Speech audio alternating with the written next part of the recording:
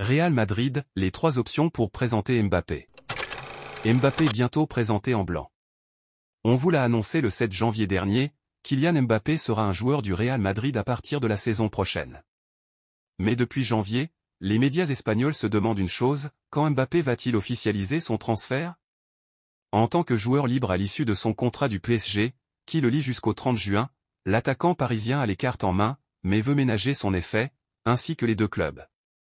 Comme l'explique A, 3 options se présentent pour le Real Madrid quant à l'annonce du transfert et à la présentation du joueur. Première option, annonce et présentation effectuée après la finale de Ligue des Champions, le 1er juin, et avant le début de l'Euro, 14 juin. Deuxième option, annonce faite à l'issue de la saison et présentation bien plus tard. Troisième option, attendre la fin de l'Euro, finale prévue le 14 juillet, pour l'annonce et la présentation. Le fait que le PSG et le Real Madrid soient encore en course en Ligue des Champions, avec la perspective d'une éventuelle finale, complique aussi forcément la situation pour Mbappé. Real Madrid, Kylian Mbappé va connaître une grosse baisse de salaire. Kylian Mbappé contre le Stade Rennais en Coupe de France. Kylian Mbappé vit très probablement ces derniers sous le maillot du PSG. La fin d'un long cycle de cette saison qui va s'achever au 30 juin, quand le contrat de la star parisienne sera terminé.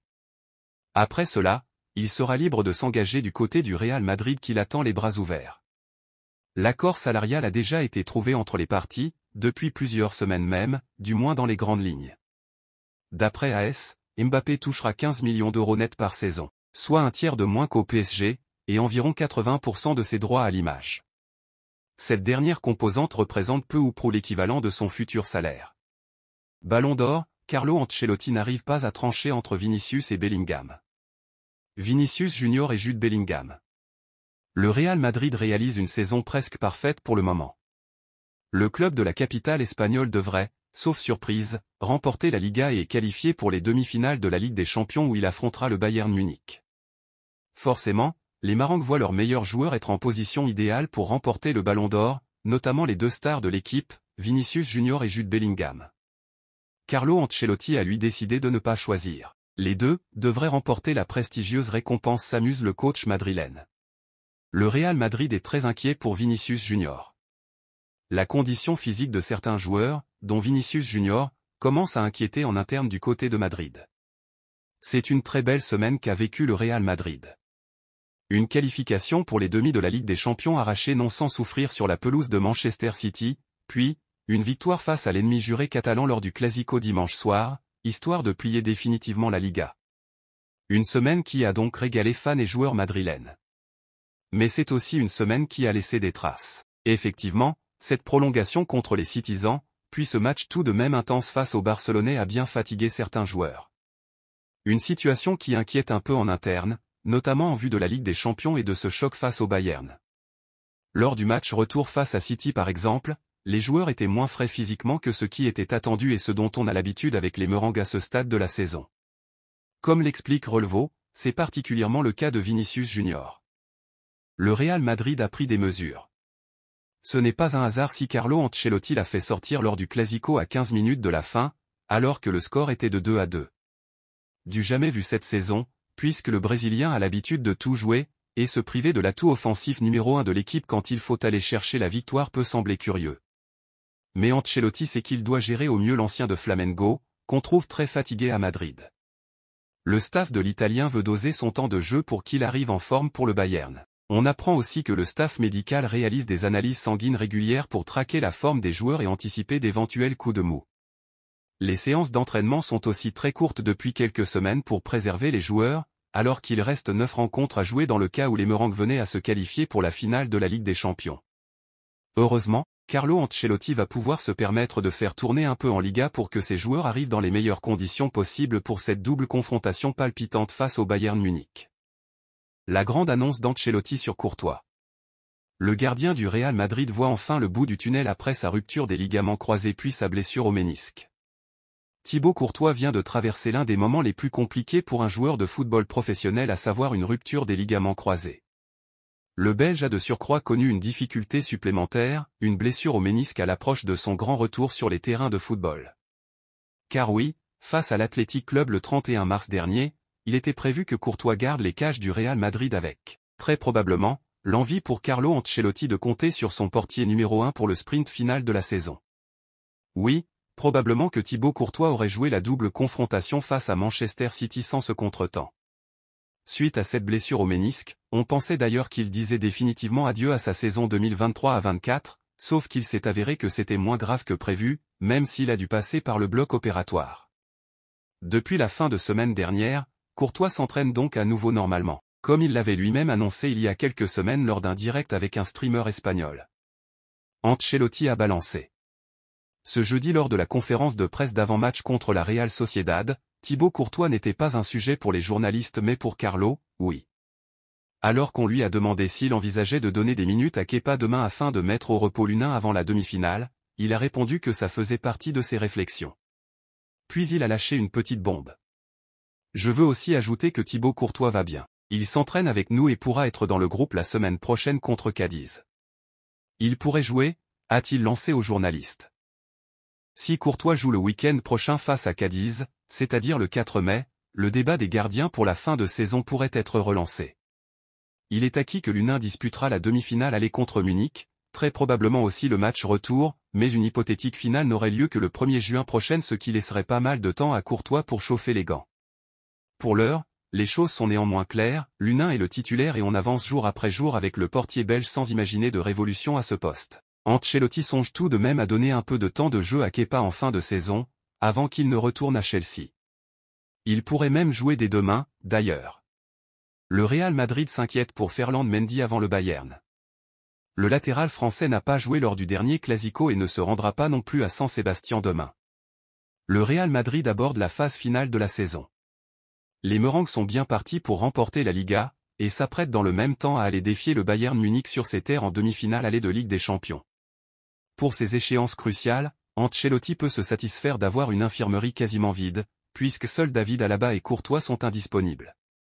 Et encore, le gardien belge s'entraîne normalement depuis hier et devrait même faire son grand retour à la compétition d'ici quelques jours. Pour autant, un joueur en particulier fait l'objet de précautions inhabituelles, bien qu'il soit tout à fait apte à jouer. On parle là du latéral Ferland Mendy, celui que Carlo Ancelotti apprécie tant pour ses vertus à si bien défendre, dans les grands matchs comme les autres. Le latéral français a été l'un des piliers défensifs sur lesquels le Real Madrid s'est appuyé pour sortir vivant du siège de Manchester City à l'Etihad et l'entraîneur italien, conscient de l'importance vitale que le joueur occupe dans son système, préfère le laisser au repos lors des derniers matchs. L'objectif du staff madrilène est évident. Tout faire pour que Mendy soit en pleine forme pour le choc à l'Allianz Arena dans 5 jours. Rappelons que Mendy figurait dans le groupe pour le Clasico alors qu'il ne s'était pas entraîné la veille, mais c'est Camavinga qui prit sa place, reconverti en arrière-gauche de fortune et soumis à la torture de l'adolescent Lamine Yamal. Le Rennais a finalement été remplacé par Fran Garcia, ostracisé ces dernières semaines en raison des performances remarquables de Mendy, encore lui, qui n'a cessé de monter en puissance cette saison. Mendy va bien, mais... On s'attendait alors à ce que Ferland soit présent face à la Sociedad demain, mais il n'en sera rien. L'ancien Lyonnais n'a pas été convoqué pour le déplacement à la Nota. Il va bien, mais je préfère qu'il reste ici et qu'il travaille pour être prêt pour le match de mardi, a avoué Ancelotti en conférence de presse ce midi. Avec 2384 minutes au compteur en 32 matchs cette saison, Mendy n'est pourtant que le 10e joueur de champ le plus utilisé de l'effectif. Depuis qu'il a laissé derrière lui les problèmes physiques qui l'ont gêné dans les derniers mois de 2023, le Français reste tout de même indispensable. Pour preuve, il a disputé chaque minute des 4 matchs à élimination directe disputés par son équipe en Ligue des Champions cette saison. Zidane, c'est terminé. L'entraîneur autrichien Ralf Rangnick a confirmé qu'il était candidat pour prendre la tête du Bayern Munich la saison prochaine. Il y a eu des contacts avec le Bayern Munich, a déclaré Rangnick au site autrichien 90minutan.at, dans une interview reprise par les médias allemands mercredi. L'entraîneur allemand a déclaré avoir informé la Fédération autrichienne de football de l'intérêt du Bayern, mais pour l'instant, il n'y a pas de raison que je m'en occupe de manière intensive ou spécifique. À la question de savoir quand ce moment arriverait, Rangnick a répondu, quand le Bayern dira « nous te voulons ». Je devrais alors me demander si j'en ai vraiment envie. Le Bayern est à la recherche d'un nouvel entraîneur, Thomas Tuchel étant sur le point de quitter le club à la fin de la saison. Zidane out? Après avoir manqué le titre de champion d'Allemagne, le Bayern risque de vivre sa première saison sans trophée depuis 2012. L'équipe de Tuchel est toujours en lice en Ligue des Champions, où elle affronte le Real Madrid en demi-finale. Rangnick est apparu comme l'un des favoris pour succéder à Tuchel au Bayern, qui a subi l'ignominie de 3 rejets de haut niveau au cours des dernières semaines. Xavi Alonso est resté avec son équipe du Bayer Leverkusen qui a battu le Bayern pour le titre allemand. L'ancien entraîneur du Bayern Julian Nagelsmann a prolongé son contrat avec l'équipe nationale allemande jusqu'à la Coupe du Monde 2026, puis Unai Emery, un autre candidat déclaré, a choisi de rester à Aston Villa mardi. Zinedine Zidane, toujours en lice, pourrait bien voir doubler en fin de compte par l'expérimenté Rangnick. Bayern Munich. Musiala a tranché pour son futur. Jamal Musiala, qui a débuté sa carrière au Bayern Munich à l'âge de 16 ans, est l'objet de toutes les convoitises. Cependant, le milieu offensif ne semble pas avoir l'intention de quitter le club bavarois. Prodige du football allemand et joyau du Bayern Munich, Jamal Musiala a su confirmer son immense talent au fil des saisons. À seulement 21 ans, il entame déjà sa 5e saison au sein du club, dont 4 en tant que titulaire indiscutable.